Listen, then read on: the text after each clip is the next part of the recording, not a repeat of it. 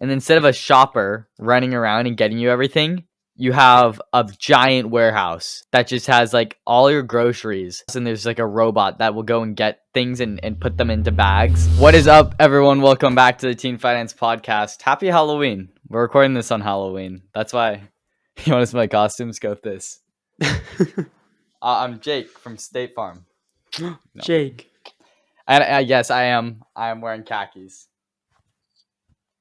Do you have the earpiece with you? Oh, we have headphones on. But I can look at that. Everybody on video, you get to see Sam's wonderful costume.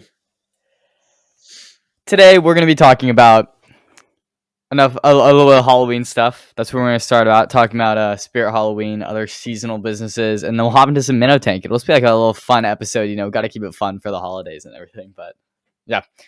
So how much money do you think Spirit Halloween makes? I just want to get a guess, Like total? A year, which is basically like during Halloween, because that's their season. That's true. I feel like 300 mil, because I feel like Amazon and like all the online things are probably taking them out a fair bit. The revenue isn't public, but it's estimated to be $1 billion. No. $1 billion operating, Spirit, how they do it. So, I mean, Spirit Halloween, they're not open all year, right? They're open I don't know, 3 months. It depends. They're lengthening the amount of time, but probably like 3.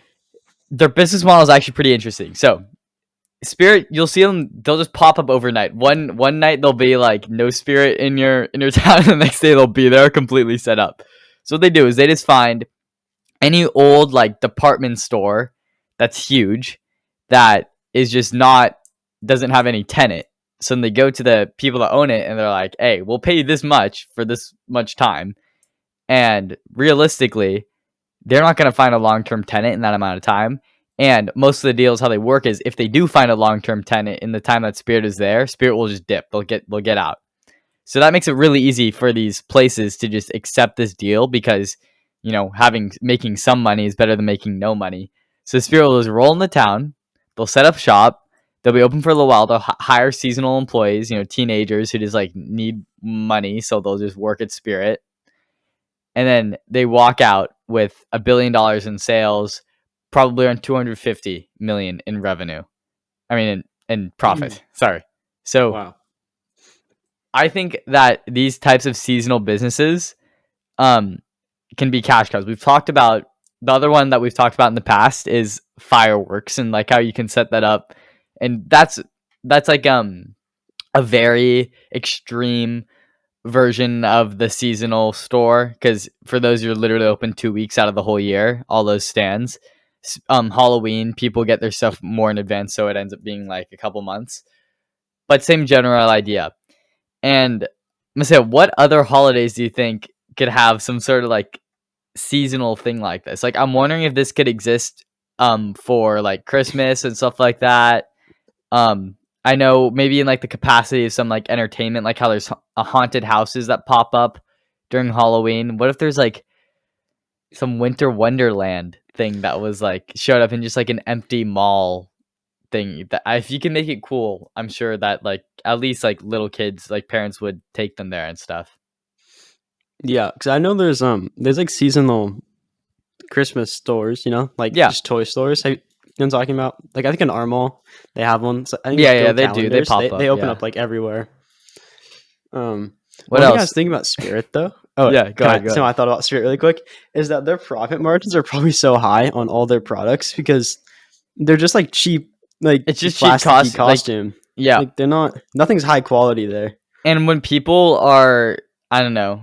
I know for myself at least, like I don't get my Halloween. I literally got my Halloween costume. I had a party to go to at like 6:30.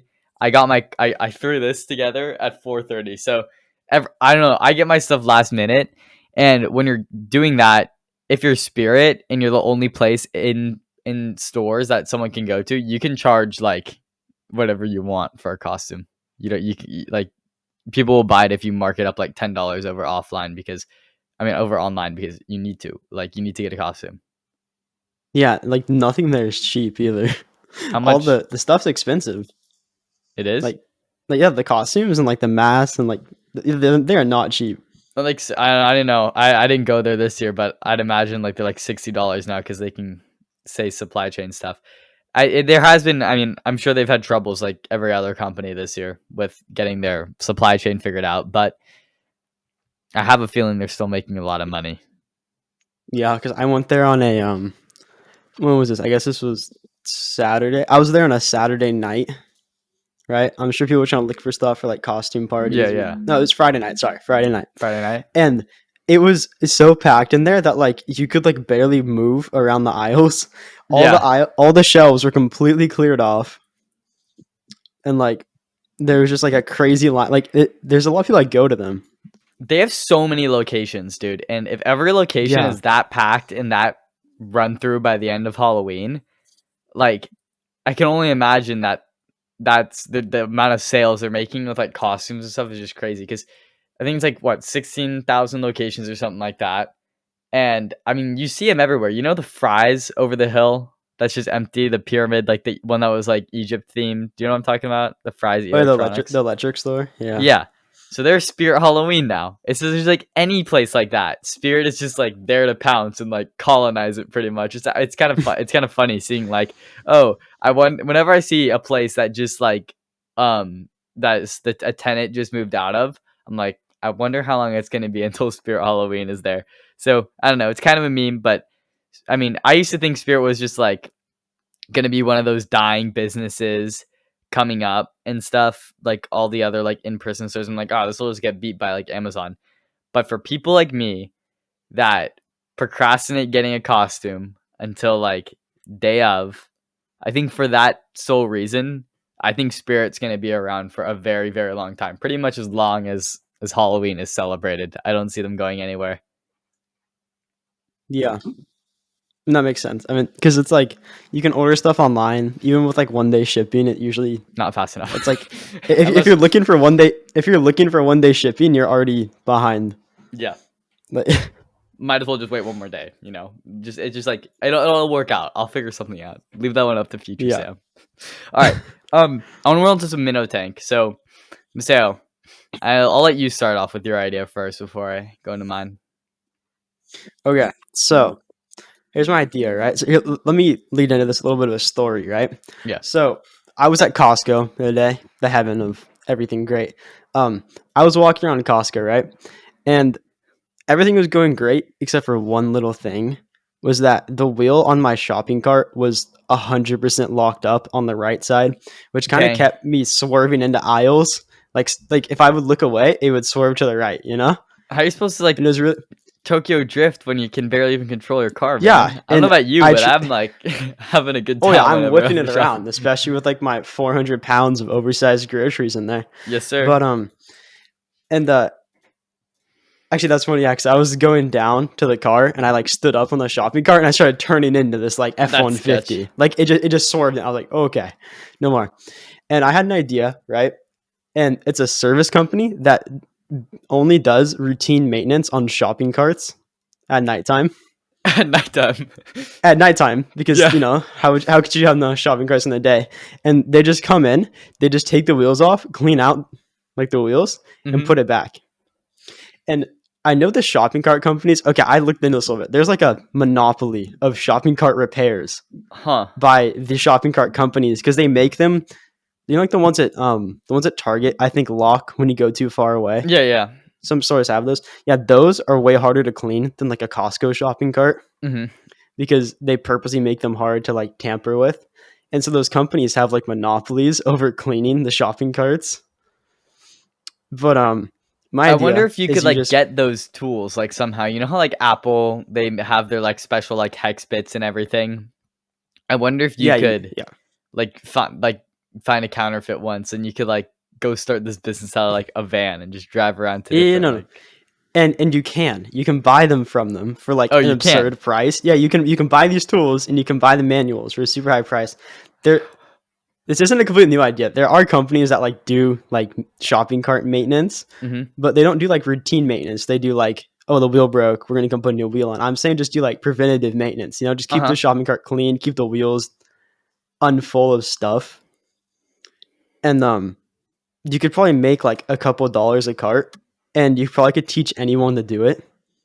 Or if you want to do it, I mean, that's I cool feel too. like But what you like this could be a good like one man business. So you just get a yeah, van, like you get like a Ford Transit or something, just so you look professional. You definitely don't need a Ford Transit to like store all your like tools that are this big, but you run around in your Ford Transit going to every like grocery store, retail store that has shopping carts in your area, and you just like sign contracts with them like once a week. I'll come at night and I will clean all your shopping carts and stop them from breaking. And you just dart around and you just have like a rotation that makes it so you can like hit all these stores. And then you just have like steady income from like a subscription service basically. yeah, that was kind of my thought. And then it was Yeah. also like you can get deals with like, like branches, like you get Mm-hmm. like all the Safeways in your town, or yeah, I'm sorry, Costco has an absurd amount of carts. That's what I was thinking. I was looking at it, I was like, wow, this is Just be the Costco colonizer. just go, yeah, just go around to Costco and clean up their carts. I mean, Um, I don't know if you would make it how are you thinking you'd make money? I wouldn't charge per cart. I would just like give the store a no, quote I and would try to charge as a negotiate whole. that as high as you could. Because Yeah, then and like like I think you could get like a store to pay you a very like I don't know. How much do you think a month is reasonable? At least 5,000, maybe more. yeah, and it's like I don't think it's really grueling work. It's just It's like, not. just unscrewing the wheel, like wiping it out and screwing it back on. I'm trying And to if you think of get how it to scale down, this, like, but do you well, I think the scale way to this with scale it, getting more people like on your team and ye- then just like have yeah, I everyone think run you like around? you build up your team and you try to get like deals with like companies as a whole. Yeah. Hmm. Like you trying to make it so you're doing every single Costco in America. You're cleaning all their wheels. But then you need like an army of That's true. But I feel like once you get a contract that big, an army would be like not that expensive compared.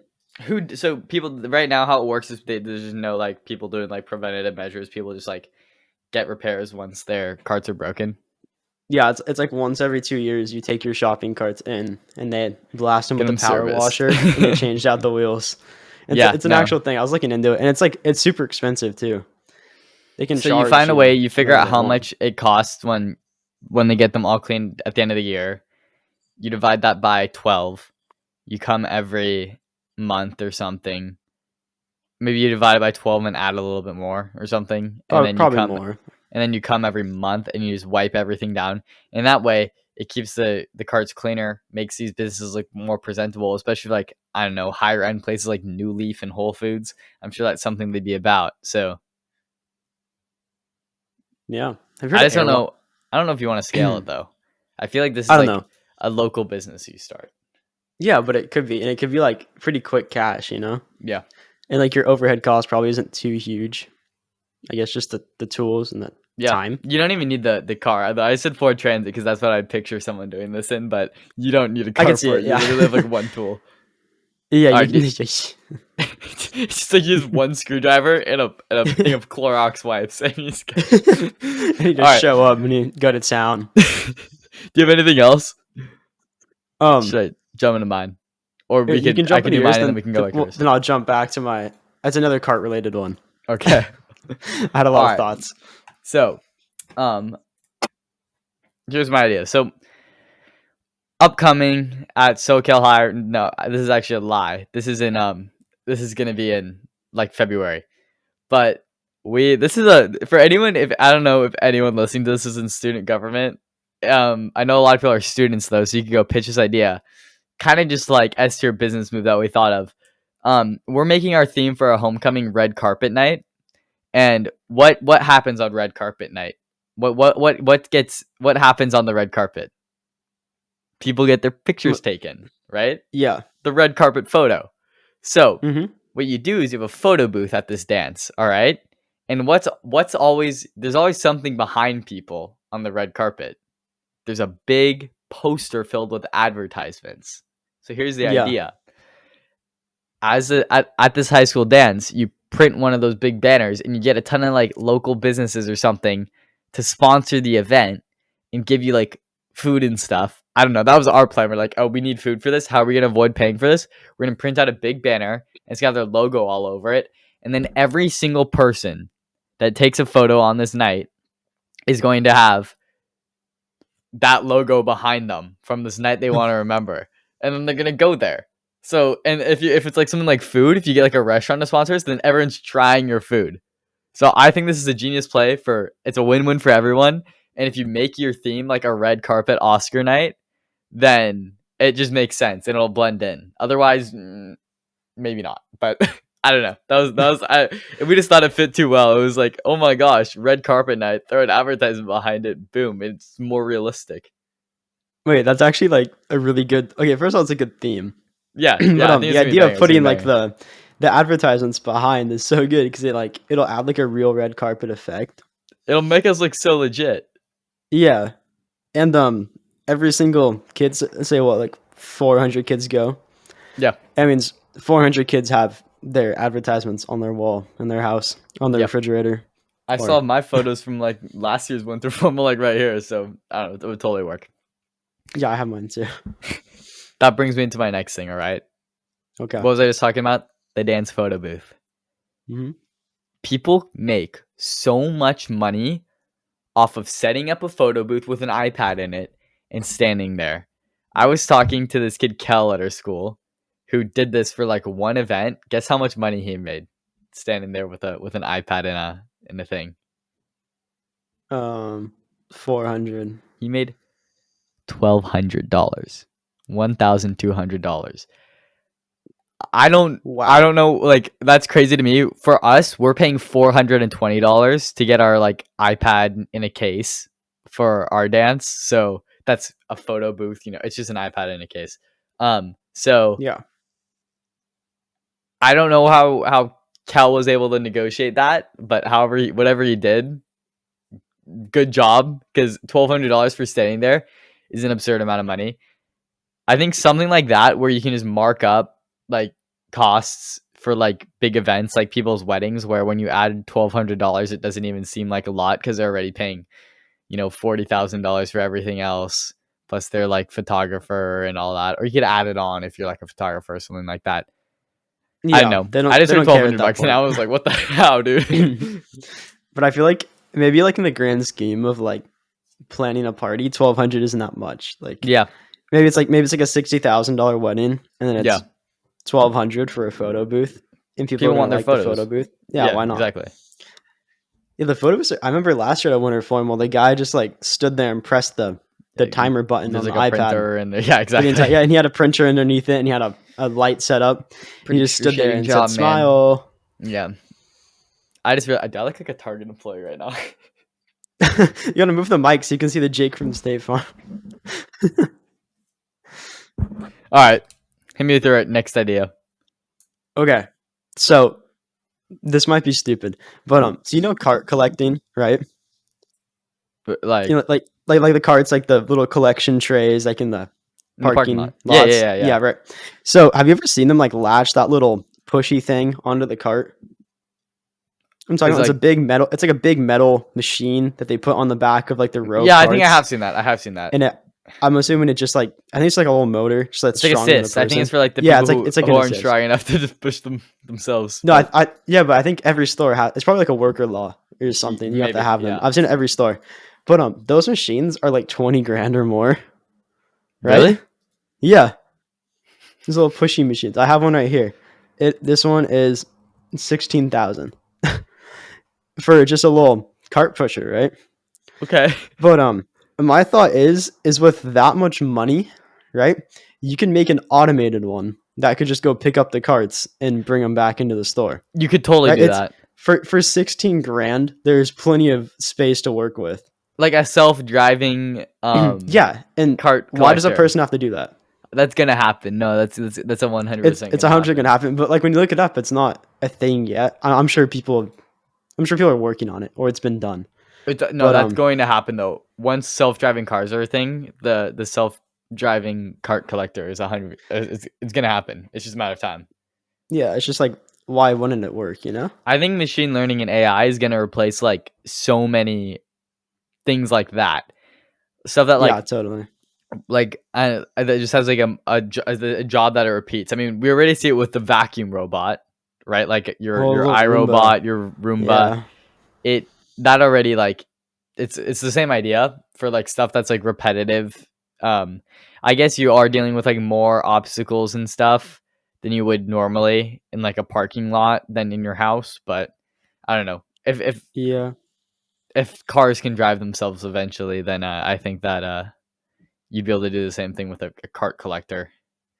Yeah. I I thought the card collector would be easier than a car. You know, it's like it Yeah, could just have to follow. It's just to follow a path and just detect if someone's car is in front of them. I think the way you take this to the next level is you eliminate the I you eliminate the cart maybe by just having an automated grocery store. Those exist, right? People have like tried that, like a grocery store where I don't know. I think it'll be more widespread in the future, but instead of like walking around, you like select what you want on like an iPad, and like a robot will go like fetch it for you, and then like come back. Oh, I've seen it like I've Japanese seen 7-Elevens have it. at least I think. renderings of that. Or the other one is like the other way you can bring tech into the grocery store is like how what is it? Amazon's the one where you just walk in, grab something, Oh yeah, walk yeah. out, and it You charges it to drop your in your Amazon cart account. and it charges to your Yeah, thing. because they have like 50 million cameras in there that are like watching your every move. It's kind of scary, but I don't Sorry. know. I guess you got to skip the checkout process, which isn't terrible. I don't know, but I feel like checkout isn't such a hassle. But I don't know. What do you think is Yeah. more was more? What would you prefer as a consumer? Would you rather have the checkout process automated so you just walk in, grab what you want, walk out?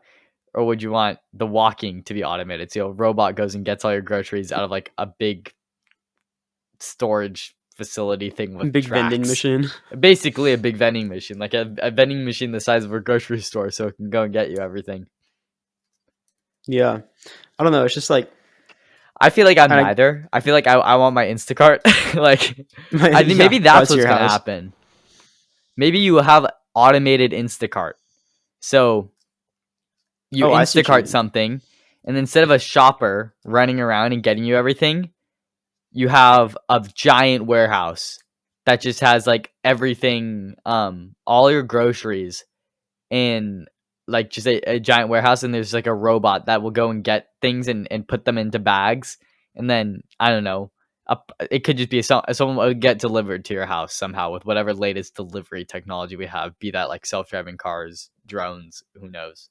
I feel like Yeah. that's what I would prefer. I don't like. I feel like when you grocery shop, the chances that you like, unless they as a for me, I feel like I don't like walking around the grocery store. One, because it takes time, but two, because you impulse buy a lot of stuff that you know you shouldn't get. Like you are so much more likely to buy some like junk food that you know you don't want to buy if you're like you're more likely to get it when you're in person and it's in front of you than if you're ordering it on your phone. So for that reason, Yeah. I feel like That's I don't true. know, a lot of I would prefer ordering stuff. I don't know, impulse purchases go down, which I admit might be bad for the grocery stores, but it's also like they've automated their whole thing, so you don't have to Yeah, pay I guess you'd be a wages. lot This is more terrible. you'd be more like you'd be more self-aware if you were like Ye- ordering on your phone. You're like looking at your cart like, mobile. I didn't You realize see I'm everything getting this there. much stuff. Like, oh man, I really have to tuck those donut holes underneath that bag of Yeah, salad. Like, does that really yeah. need to be there? No, But I I know don't. like well, wow. Um here, I'll go really quick. I know like Whole Foods. You know, Yeah, like they have like food delivery. yeah. It's really good. Like a lot of times we go like on vacation and stuff, we'll get it to the hotel room. And it's like Like grocery delivery, or like food yeah, it's delivery. like grocery delivery, but Yeah, it's like super quick. Or Whole Foods grocery pickup is really good. Like you pull up to the front of the Whole Foods, you click like I'm here on the app and you open yeah. up your I just trunk. think They like come and that's they put like it in the trunk and you drive off. I just think that if like how much does that cost? I think the pickup's free. That's actually crazy. Yeah. Though it's free. Yeah. But I guess you Oh, are shopping at Whole Foods, so like but you're shopping everything's Whole Foods. They're still yeah. making money in it. But like I'm thinking like the Knob Hill, like the Knob Hill Safeway type thing. Imagine just like they make that so it's just cheap and a robot does it, so then it's like You're not paying a human. Yeah. And then Does I guess that Amazon do that kinda with Amazon Fresh? Or Hmm? that's because I thought Amazon Amazon Fresh was Whole Foods. but you can order groceries on Amazon. Yeah, They'll but don't they deliver it ship in like a cooler box. but don't they ship from Whole Foods? Oh, they ship in, like, an Oh, Amazon maybe they box? do ship from Whole Foods actually. Yeah. I So I don't feel know. like Maybe in having the bigger multiple cities near the warehouses they do that. I don't know. I just think if in every big city you put a warehouse that is like robots flying around picking out groceries for people and then you just deliver it. Like that's I don't know. Then you'd save so much time not having to go grocery shopping. have you seen drone deliveries? Yeah, Have you those seen are they're like stupid. it's a thing in, like, Texas, right? Are they doing it in Texas right now? Arizona. I think it's Arizona. everything when in doubt they test it in Phoenix pretty much. Anything like self-driving cars, drones, nukes, I don't know, it's always Yeah, in Phoenix. I saw a video and it was just a drone, like, flying to a backyard and a lot of nothingness around it. I was guessing Texas, I but feel like the Arizona makes sense. self-driving drone like is I mean the drone delivery is just like one your package can only be so big. I mean those drones like they're not just like they cannot carry that much weight. Two, you have to like find a way to like get it to the ground. So you either have to find a clear place to land the drone. You either have to just like drop the package from however high up or like lower it down with a cable. And all of that is so complicated to the point where I'm like, I don't know. Can you just Yeah. get it there in a conventional way by like driving it or something? But Yeah, but I feel like it is cool though because they have zero cost to get it there, right? Like electricity doesn't cost them yeah, probably anything, I mean and the that's kind drones of are expensive though, probably. yeah. It's like the overhead would be Yeah, not and I'm overhead. sure The I initial don't. Are investment would they be a lot. automatic or are they like piloted by someone right now? I'm praying they're automatic. Yeah, if they're piloted by someone, that makes no sense. But No, because then you're paying someone probably more than minimum wage to fly it.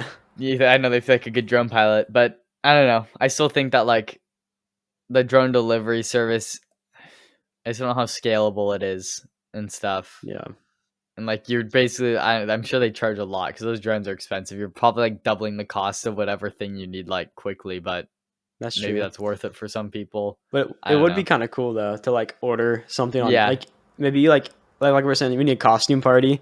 You order the shirt you need for your costume party, and you watch you like track it as it flies through the sky towards your house, and it just drops on your front yard. Like that'd be pretty cool. I I know think in that. Go ahead. Sorry.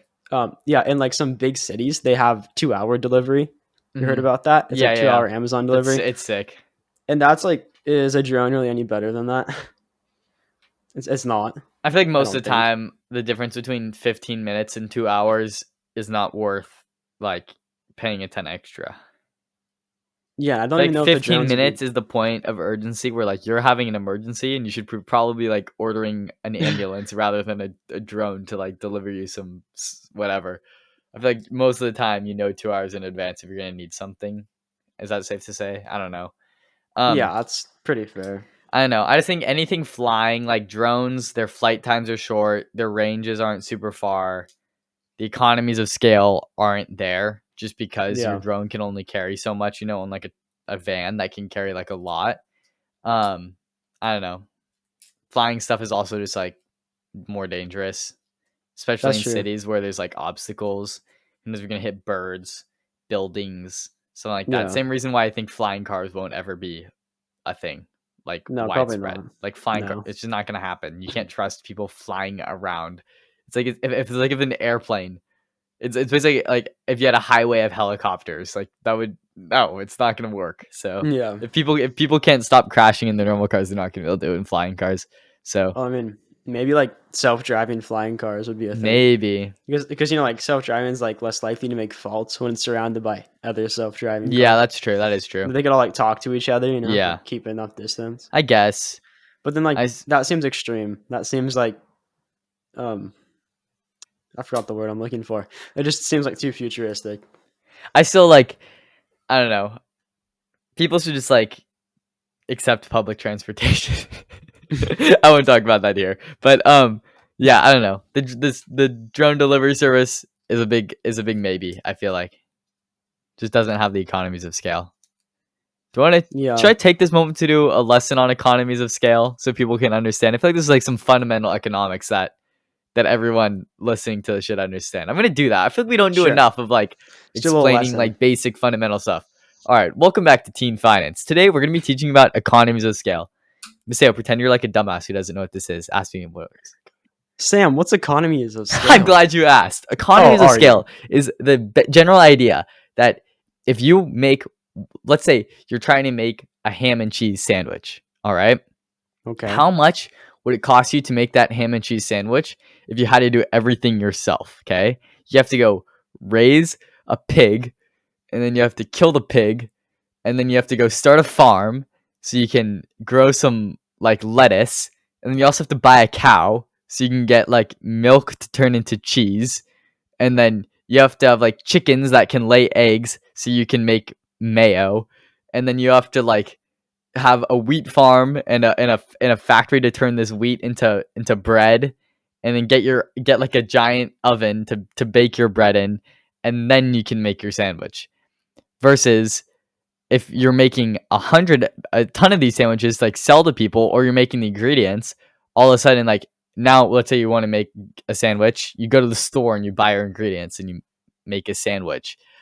But even then, like when you're going to the store, you're not buying like one slice of cheese, one slice of ham or something to make your sandwiches. You're buying them in bulk because it wouldn't make sense to sell them in those little quantities because you want to scale up. So basically, that's the reason why it's like this is why humans trade and interact with each other, and why everyone has different jobs that they do. It's all related to the economies of scale and how it gets way more effective and cheaper to produce goods when you're doing it on a large level. So whenever you hear people talking about, a lot of times you'll hear people saying like, oh, once the economies of scale catch up, when they're talking about like what's like a new example I could say, like like food grown in labs or something like that. I don't know. You're like, oh, once like the economies of scale go up, then I mean it'll be cheaper and it'll be more accessible. So that's something you hear quoted often. It's good to know what that means, so you're not just in the dark. Was that a good explanation with the sandwich? Yeah, it was good. I don't know how else I'd say it. Just Yeah, you explain. Yeah, I couldn't have explained it better. I know what the idea. I can't think of how to explain it. I think the analogy is the best way to explain it. But basically, like it's the reason why your sandwich doesn't cost like $100. Why it costs like $2 if you go to buy one. That's actually not true. They probably cost more than that now. Ham's expensive. Inflation, man, it's catching up to us. All right. So do you have any more business ideas? On your, it's fine if not. No, I'm out of ideas. Those are my Alright. cart related ideas. We're 30 minutes in. Should I go one more? Or should I save it? What do you think? We could save it. Okay, I'll save it. This is a good idea. So when we have a guest on, I wanna pitch it. I think we're gonna wrap here. This is a quick episode. Maseo, we have a lot of stuff to do, man. Not gonna lie. Before we go to that party. All right. We'll see you next week. Mark your calendars. No Friday episode this week. I think we'll just Yeah, probably not. next Tuesday. We'll see ya. That's it. Mark your calendars. Teen Finance out.